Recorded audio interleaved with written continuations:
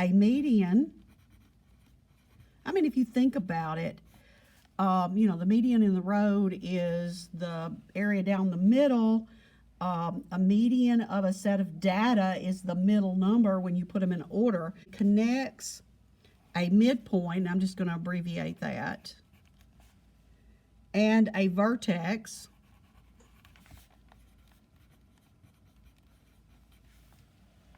of a triangle.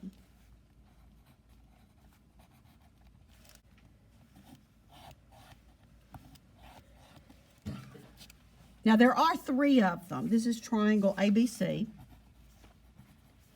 And sometimes they draw more than one, but you may not need that information. I'm thinking in some of your pictures they may do that.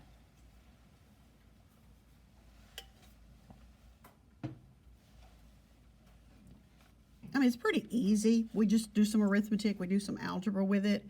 Now, if you're going to draw a median, you can take the midpoint of any of the sides, like you could find the midpoint of BC somewhere in here. We just have to eyeball it. They're not marked on the geometer. Or midpoint of this one and connect it to the vertex across from it. Well, we're going to do the one from A to C. So you can just eyeball it and kind of do that. And then I'll mark it like this, because sometimes they're not going to say this is a median. So they're going to probably just draw this, and then that forces you to have to know what it's going to do.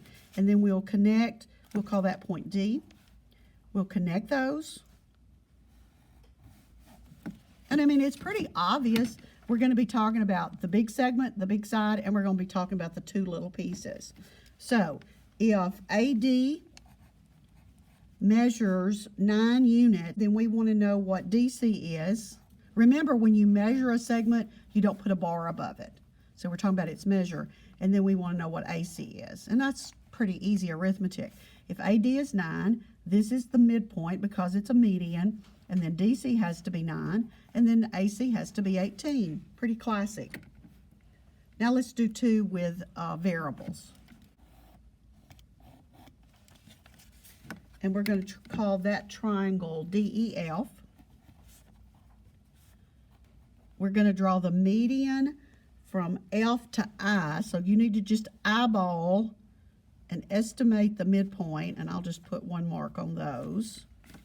And we'll call that I. Oh, I called that J, not I. That's a J. So I call DJ, which is this piece, 2x minus 5, if you want to write that on the picture. And we have segment JE, which is x minus 2. And we want to know x. And I think that's all we'll do on this one. We'll do some of the blanks on the others.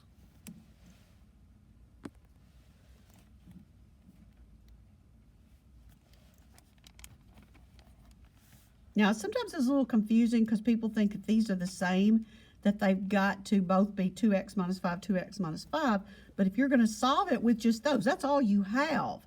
So in this case, because this is a midpoint, those have to be equal. Well, if it was 2x minus 5 equals 2x minus 5, it wouldn't do us any good. We get 0 equals 0, which we know is true. We know they're equal. That's the thing. But we've got to find out exactly what x is, and then we could plug in and find the whole thing or each piece. So I'm going to move this x, which is what y'all normally do. I'm going to add 5. And we'll get x equals 3.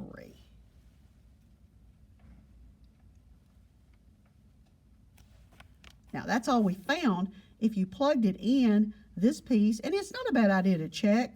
3 minus 2 would be 1, and 2 times 3 is 6 minus 5, which is 1, and then the whole thing would be equal to 2, because they have to be equal to each other. And then the third type is when they give you one of these pieces and the whole thing. And for that one, we're going to use the same one as we did in number 1. We're just going to draw a different median. We're going to use that same scalene triangle. But we're going to draw the midpoint. Let's see, this is triangle KLM.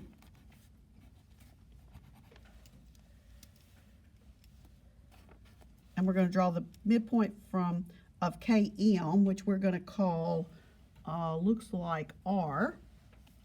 I'm going to eyeball that, and I'm going to put 3 more. Let me connect those, and I'm going to put it down because I don't need it anymore.